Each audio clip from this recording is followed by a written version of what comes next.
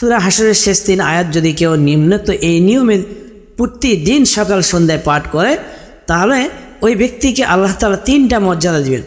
1 number, ওই ব্যক্তির জন্য 70,000 ফেরেশতা দোয়া করবেন। 2 নাম্বার, ওই ব্যক্তিকে মহান আল্লাহ তাআলা শহীদের মর্যাদা দান করবেন। 3 নাম্বার, ওই ব্যক্তিকে আল্লাহ তাআলার সুউচ্চ মাকামে জান্নাত তাকে দান করবেন। এটা তিরমিজি 3090 নম্বর হাদিস। তো সুপ্রিয় দর্শক শ্রোতা, তো চলুন দেখুন এখন আমরা দেখে নিই সেই নিয়মটি কি কি, সেই নিয়মে কোন নিয়মে পাঠ করলে আমরা এই 3টি মর্যাদা লাভ করব। সূরা আল হাশরের শেষ 3 আয়াত আমরা এই ভিডিওর শেষে তেলাওয়াত শুনবো ইনশাআল্লাহ তাআলা। যিনাদের এই তেলাওয়াত সহি নাই, একটু ভুল ত্রুটি রয়েছে, আমার সঙ্গে তেলাওয়াত করে আপনারা সহি হিসাবে তেলাওয়াত করে জেনে নিতে পারেন। সূরা হাশর পবিত্র কোরআনুল কারীমের 28তম পারায় এটা অবস্থিত। 59 নম্বর এটি সূরা, পবিত্র কোরআনুল কারীমের 28 নম্বর পারায় এটা রয়েছে। তো এই সূরার ফজিলত অনেক রয়েছে। এই সূরার একটা প্রেক্ষাপট আমরা বলি যে মদিনা থেকে 2 মাইল দূরে বনু নজির, তো বনু নজির তারা বসবাস করত। তারা এত শৃঙ্খল জাতি ছিল, এতই নিকৃষ্ট তারা ছিল, তারা সর্বদা মারামারি, কাটাকাটি এবং হানাহানি, চুরি, সন্ত্রাসী, রাহাজানির মধ্যে লিপ্ত ছিল। সন্ত্রাসী কার্যক্রম, ফাসাদি কার্যক্রম সেটা তারা করত। আল্লাহ সাল্লাম তাদের সঙ্গে শান্তি চুক্তির জন্য সেখানে গেলেন এবং একটা ঘরের নিচে বসলেন। তো তারা রাসূলুল্লাহ সাল্লামকে ঘরের নিচে এক জায়গার মধ্যে বসতে দিলেন। পিছন থেকে বড় বিশাল আকারের একটা পাথর সেখান থেকে রাসূলুল্লাহ সাল্লামকে হত্যা করার জন্য, গড়িয়ে ফেলে দেওয়ার জন্য প্রস্তুত করলেন। তো তৎক্ষণাৎ আল্লাহ সাল্লামকে হযরত জিবরাইল সাল্লামের মাধ্যমে মহান আল্লাহ সুবহানাহু ওয়া তাআলা ওহী প্রেরণ করলেন যে আল্লাহ রাসূল, আপনাকে হত্যা করার জন্য ব্যবস্থা সম্পূর্ণ হয়েছে, আপনি এই মুহূর্তে এখান থেকে স্থান ত্যাগ করুন। আল্লাহ সাল্লাম ওইখান থেকে একটু সরিয়ে বসলেন। তখন পাথরটি পড়িয়ে গেল, আল্লাহ সাল্লাম মৃত্যু থেকে বেঁচে গেলেন। মহান আল্লাহ তাআলা তার রাসূলকে বাঁচালেন। আল্লাহ সাল্লাম তখন এই বনু নজিরকে বললেন যে তোমরা নির্বাসনে যাও, এইখান থেকে সরিয়ে কোথায় যাবে, তোমাদেরকে 10 দিন টাইম দেওয়া হলো। তখন এর মধ্যে কিছু কিছু মুনাফিক ছিল, যে মুনাফিকরা তাদেরকে ইন্ধন জোগাতে লাগলো যে তোমরা যদি এখান থেকে না যাও তাহলে তোমাদেরকে কে যাওয়ায়, তোমাদের কি করবে, তাদের করার মতো কি আছে এমন শক্তি। এরভাবে মুনাফিকরা যখন ইন্ধন জোগাতে লাগলো, কিছু কিছু লোক দুষ্কৃতিকারী বনু নজিরের মধ্যে তারা ওই স্থানেই রয়ে গেলেন। তো 10 দিন পর আল্লাহ রাসূল সাল্লাম তাদের ওই বসতিটা ঘেরাও করে ফেললেন সাহাবায়ে কেরাম রাদিয়াল্লাহু তাআলা আজমাইনদের মাধ্যমে। ঘেরাও করার পরে তখন তারা এসে আত্মসমর্পণ করলেন। যারা মুনাফিকের কথায় প্ররোচনা করে ওই জায়গা ত্যাগ করেনি, তার পরবর্তী রাসূল সাল্লামকে বলিয়ে দিলেন যে অমুক অমুক মুসলমানদের মধ্যেই অমুক অমুক মুসলমান ছিল, তারা আমাদেরকে নির্ভয় দেয়, তারা আমাদেরকে সাহস অনুপ্রেরণা যোগায়, এই কারণে আমরা স্থান ত্যাগ করিনি, আপনার কথা শুনি নাই, তা আমাদের ভুলে গেছে, আমাদের ক্ষমা করে দিন। তারপরে রাসূল সাল্লাম তাদেরকে সময় দিলেন যে শুধুমাত্র তরবারি ছাড়া তোমাদের যে সমস্ত প্রয়োজনীয় জিনিসপত্র এগুলো নিয়ে তোমরা দেশ ত্যাগ করো। অনেকেই বিভিন্ন জায়গার মধ্যে চলে গেলেন। তো এই ছিল অবস্থা। তখন এই সূরা হাশর মহান আল্লাহ তাআলা নাজিল করলেন। এই সূরা হাশর আমরা শেষে তেলাওয়াত শুনব। সূরা হাশর কেউ যদি রাসূলুল্লাহ সাল্লাল্লাহু আলাইহি ওয়াসাল্লাম বলেছেন, কেউ যদি সকালবেলা আউযু বিল্লাহিস সামিউল আলিম মিনাশ শাইতানির রাজিম এটা 3 বার সহকারে সূরা হাশর শেষ 3 আয়াত পড়ে, মহান আল্লাহ তাআলা ওই ব্যক্তির জন্য 70,000 ফেরেশতা নিযুক্ত করেন, যেই 70,000 ফেরেশতা ওই ব্যক্তির মাগফিরাত কামনার জন্য দোয়া করেন।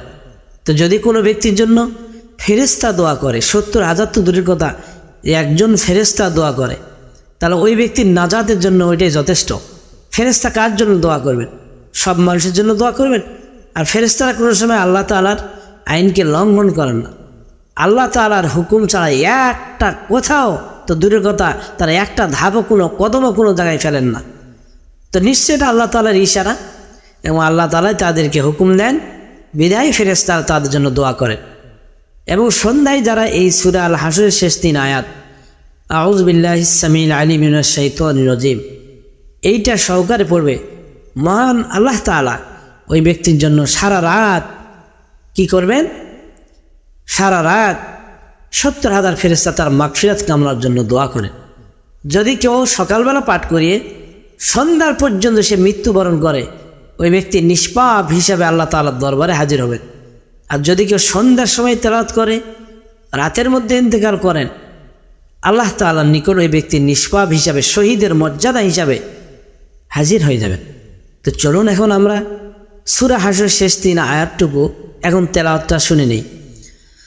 আউযু বিল্লাহিস সামিউল আলিম মিনাশ শাইতানির রাজীম।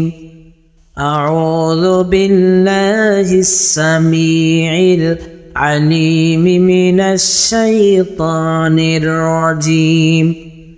আউযু বিল্লাহিস সামিউল আলিম মিনাশ শাইতানির রাজীম। বিসমিল্লাহির রাহমানির রাহিম। হুয়াল্লাহুল্লাযী লা ইলাহা ইল্লা হু আলিমুল গায়বি ওয়াশ শাহাদাতি হুয়ার রাহমানুর রাহিম। হুয়াল্লাহুল্লাযী